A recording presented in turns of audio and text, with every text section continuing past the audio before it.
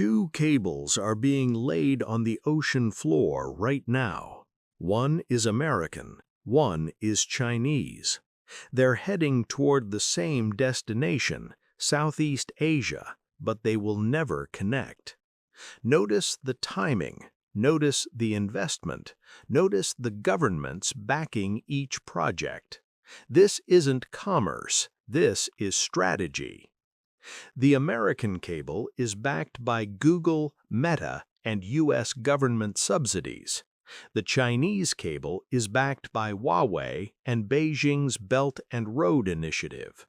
Both are trying to reach the same countries, the Philippines, Vietnam, Thailand, and Indonesia. Both are offering the same thing, internet connectivity. But here's what they're really offering: leverage. The country that builds the cable landing station controls the data. The country that controls the data controls the narrative, the surveillance, the power. This is why submarines matter more than aircraft carriers now. This is why fiber-optic cables are the new Cold War battleground. And unlike the original Cold War, there are no treaties, there are no rules. There is only speed and money and willingness to go first. The United States built the Internet. America invented TCP/IP. America laid the first transatlantic cables. For decades, American companies owned the infrastructure that connected the world. Then China realized if America owns the infrastructure, America owns the leverage. By 2015, China started a deliberate strategy to build alternative cables, not to compete with American cables, to bypass them. Chinese tech companies like Huawei and ZTE began building undersea cables in Africa, Southeast Asia, and the Middle East. By 2020, China had invested in cables reaching 40-plus countries. By 2025, that number had jumped to 70-plus.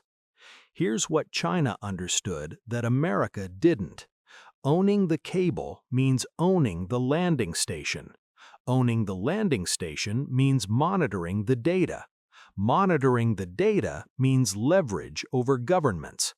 When China builds a cable landing in Kenya, Chinese equipment sits at the landing station. When data flows from Kenya to Europe, it first passes through Chinese hardware. Kenya doesn't have a choice.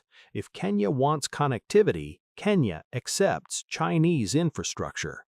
America watched this happen for almost a decade before reacting. By 2023, the U.S. finally realized we're losing the race, we're losing access, we're losing leverage. Countries that used to depend on American connectivity are now using Chinese cables because they're cheaper and they're there first. So America started fighting back. In 2024, Google announced a major subsea cable initiative to lay cables across the Pacific and into Southeast Asia. Meta followed with its own cables. Amazon joined. The U.S. government created subsidies and export financing to support American cable companies. But there's a problem. China is ahead. China has been building cables for a decade. China has relationships with governments. Chinese cables are already landing in most of Southeast Asia. American cables are just starting to arrive. By January 2026, the situation looked like this. China controlled cable infrastructure in most of the developing world. America was playing catch-up, trying to build alternatives before every country becomes dependent on Chinese infrastructure. This isn't just about speed, this is about control. The country that owns the cable infrastructure owns the digital future of those nations. In a subsea cable rivalry, there are clear winners and losers, but the winners aren't who you think. China is winning because it moved first and it moved decisively. Chinese cables now connect Africa to Asia. Chinese cables connect Southeast Asia to the Middle East.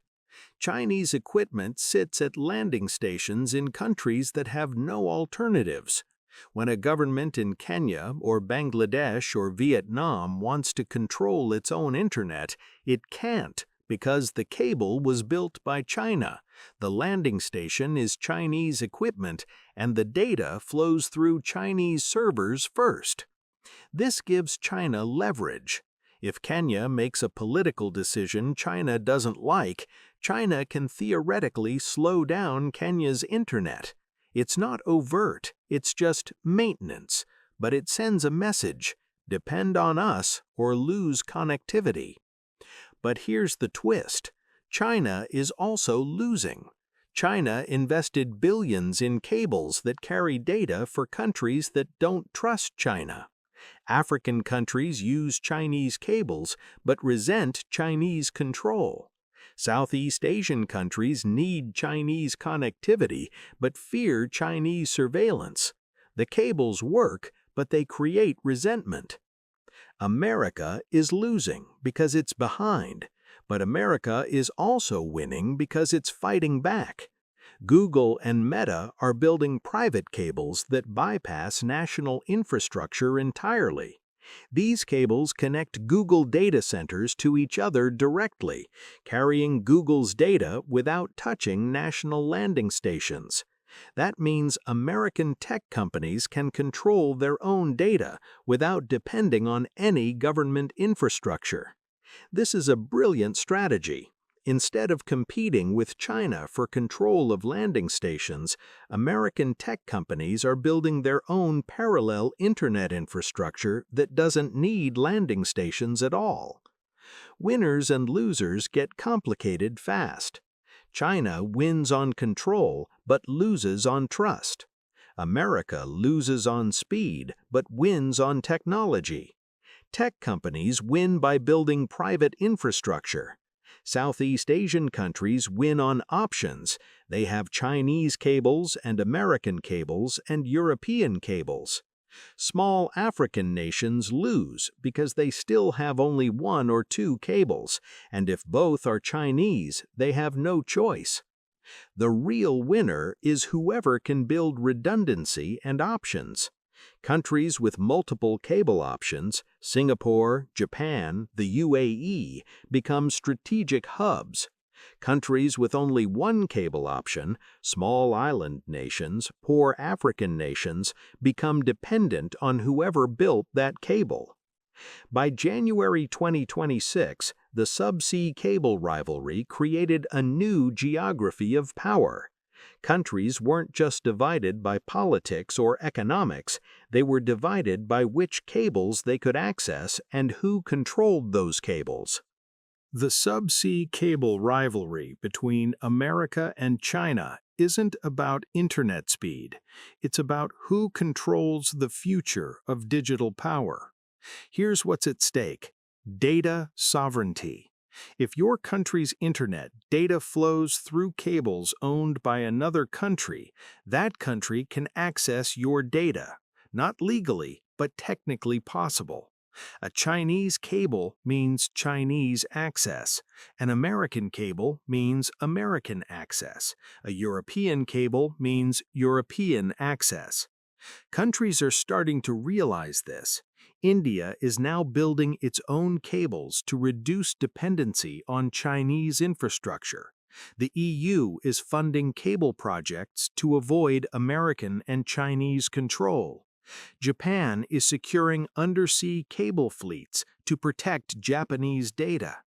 Every major power is trying to build alternative routes to reduce dependency on rivals. This creates a fragmented internet. Instead of one global internet, we're seeing regional internets emerge: a Chinese-controlled internet in Asia and Africa, an American-controlled internet in the Pacific and parts of Latin America, a European internet in Europe and North Africa. They're not officially separated, but the infrastructure is divided by geopolitics. The losers are clear: small nations with limited resources and limited cable options. A country like Sri Lanka or Papua New Guinea might have one or two cables. If both are Chinese, they're dependent on China. They have no leverage. Their digital sovereignty is gone. The other losers are ordinary people who don't even know this is happening. Your internet data flows through cables you didn't choose, controlled by governments you didn't vote for, monitored by equipment you don't understand. And there's no way to change it without massive national investment and years of delay. Tech companies are also losing because governments are starting to regulate them. Countries are demanding that submarine cables be neutral, that they don't prioritize data from certain companies or certain nations. But how do you enforce that? How do you verify that Chinese equipment isn't secretly copying data? You can't. The infrastructure is hidden underwater. The winners are the countries and companies that can build redundancy. Google, Meta, and Amazon win because they're building private cable networks that bypass government infrastructure entirely. Their data stays within corporate networks. They don't need to trust any government. Countries like Singapore, Japan, and the UAE win because they're positioned as neutral hubs where cables from different powers converge. If you're in Southeast Asia and you want to avoid depending entirely on China, you route through Singapore. Singapore becomes indispensable. By January 2026, the subsea cable rivalry had reached a critical point. China had built a dominant network in the developing world. America was racing to catch up. Tech companies were building their own infrastructure to avoid depending on either government, and smaller nations were scrambling to find alternatives before they became permanently dependent on one power or the other. The cruelest part is this: most governments don't even understand the stakes. They think of cables as just infrastructure, boring, technical, not important. But cables are where power lives now. Cables are where data flows. Cables are where leverage is built. The original Cold War was fought with nuclear weapons and military bases. The new Cold War is being fought underwater with fiber-optic cables. And unlike the original Cold War, there are no treaties, there are no rules. There is only speed, money, and who can reach the landing station first.